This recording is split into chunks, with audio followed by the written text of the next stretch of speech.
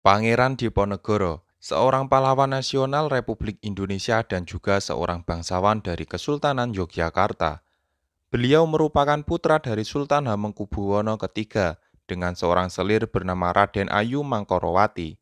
Dikatakan Ibu Pangeran Diponegoro memiliki hubungan darah dengan Sunan Ampel yang tidak lain adalah salah satu wali songo yang menyebarkan agama Islam di tanah Jawa. Pangeran Diponegoro lahir pada tanggal 11 November 1785 dengan nama Bendoro Raden Mas Mustahar yang kemudian berganti nama menjadi Bendoro Raden Mas Antowiryo. Setelah sang ayah naik tahta, beliau diwisuda sebagai pangeran dan berganti nama menjadi Bendoro Pangeran Haryo Diponegoro. Sebagai pribadi yang dikenal sangat cerdas dan lebih tertarik dengan masalah keagamaan ketimbang pemerintahan keraton, membuatnya enggan menerima tawaran sang ayah untuk naik tahta menjadi raja. Yang akhirnya posisi tersebut diduduki oleh adik tiri Pangeran Diponegoro, yaitu Gusti Raden Mas Ibnu Jarot, yang saat itu naik tahta pada usia 10 tahun dan bergelar Sultan Hamengkubuwono keempat.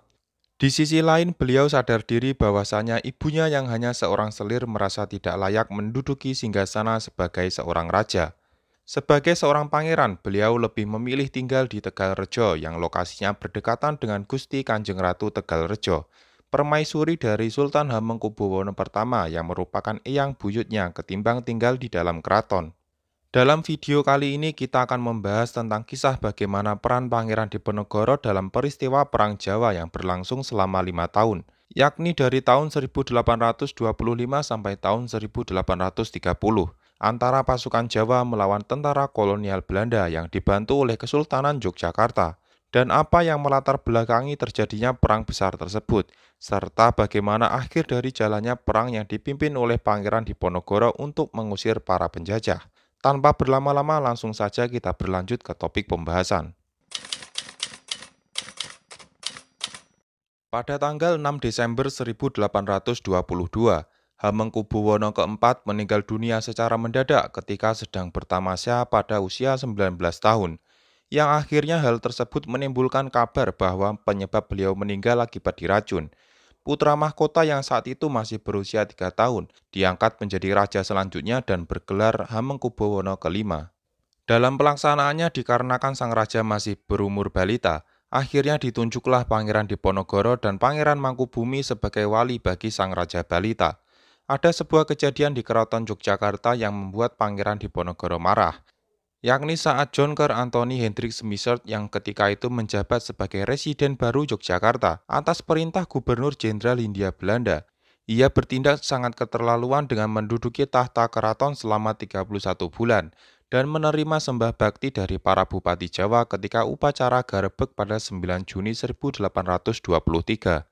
Semisal duduk sendiri di singgasana yang kosong karena usia sang raja masih balita. Seharusnya yang duduk mewakili raja adalah salah satu wali raja. Namun Ratu Ageng istri Hamengkubuwono III dan Ratu Kencono ibu dari sang raja tidak menghendaki Pangeran Diponegoro untuk duduk di singgasana mewakili sang raja. Peristiwa tersebut membuat heboh di dalam kalangan keraton, serta membuat posisi Pangeran Diponegoro merasa tersingkir. Sebelumnya pada tanggal 6 Mei 1823, sebuah dekrit dikeluarkan oleh Godard Alexander Gerard Philip Baron van der Capellen, seorang gubernur jenderal Hindia Belanda, yang isinya tentang pengembalian semua tanah yang disewa oleh orang Eropa dan Tionghoa kepada pemiliknya per tanggal 31 Januari 1824. Namun sang pemilik tanah harus membayar uang kompensasi kepada sang penyewa. Di sini sang pemilik tanah yakni Keraton Yogyakarta hampir bangkrut oleh dekrit tersebut. Akan tetapi Pangeran Diponegoro berhasil menyelamatkan Keraton Yogyakarta dari kebangkrutan dengan cara meminjam uang kepada Kapitan Tionghoa. Atas beberapa kejadian tersebut membuat Pangeran Diponegoro memilih untuk memutuskan hubungan dengan Keraton Yogyakarta dan kembali ke kediamannya di Tegalrejo. Pada bulan Mei 1825, Smitherd membuat proyek pembangunan jalan dari Yogyakarta ke Magelang, yang mana pembangunan tersebut melewati makam leluhur Pangeran Diponegoro di Tegalrejo.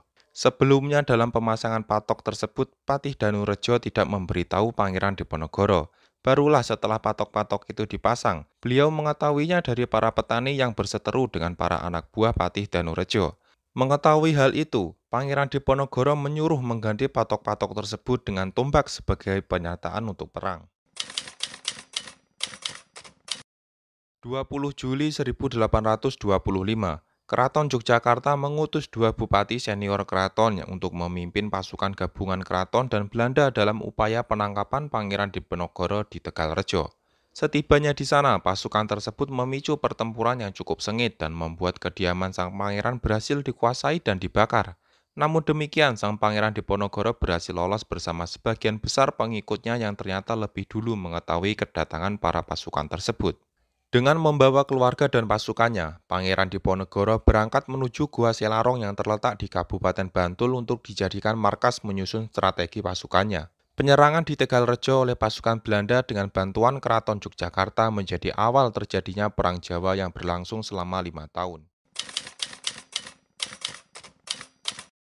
Di pihak Pangeran Diponegoro diisi oleh kalangan petani hingga golongan priyayi Jawa yang rela menyumbangkan harta bendanya sebagai dana untuk berperang. Sebanyak 15 dari 19 pangeran di Jawa bergabung dengan pasukan Pangeran Diponegoro. Bahkan dari kalangan bandit pun turut memperkuat pasukan yang dipimpin oleh beliau.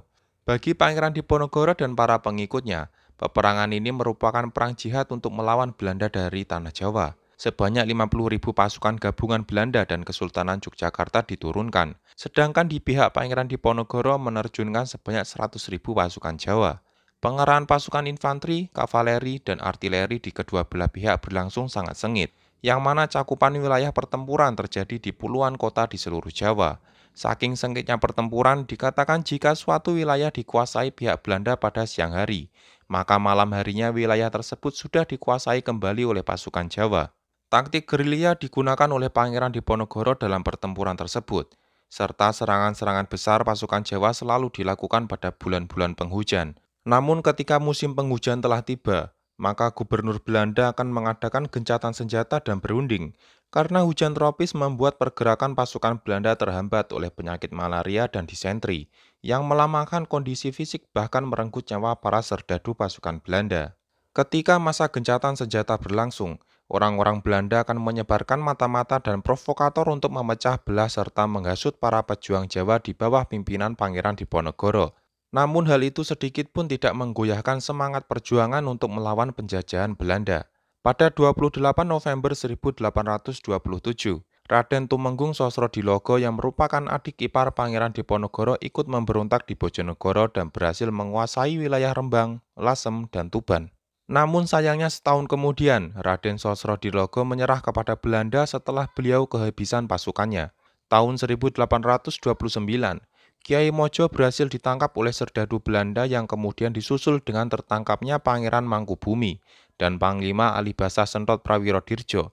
Meskipun beberapa pemimpin pasukan Pangeran Diponegoro ditangkap oleh pihak Belanda, pertempuran pun tetap terus berlanjut di beberapa wilayah Jawa.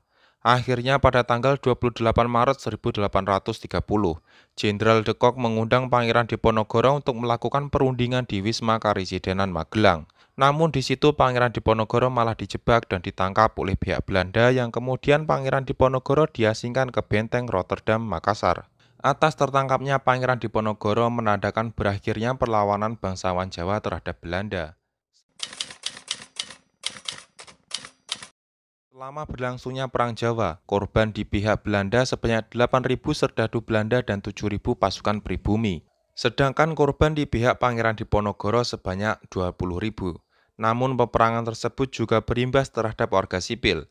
Setidaknya sebanyak 200.000 penduduk Jawa turut menjadi korban peperangan yang berlangsung selama 5 tahun tersebut. Sebagian orang Keraton Yogyakarta menganggap Pangeran Diponegoro sebagai pemberontak, yang mengakibatkan keturunan beliau tidak diperbolehkan masuk ke dalam Keraton Yogyakarta. Hingga ketika Sultan Hamengkubuwono ke-9 naik tahta memberikan amnesti bagi keturunan Pangeran Diponegoro, dengan mempertimbangkan semangat kebangsaan yang dimilikinya kala itu. Akhirnya kini keturunan beliau dapat bebas masuk ke dalam Keraton Yogyakarta. Itu tadi merupakan kisah dari Pangeran Diponegoro yang memimpin pasukan Jawa dalam peperangan melawan pasukan Belanda. Terima kasih karena telah menonton video ini hingga akhir. Sampai jumpa di video kami selanjutnya dan semoga harimu menyenangkan.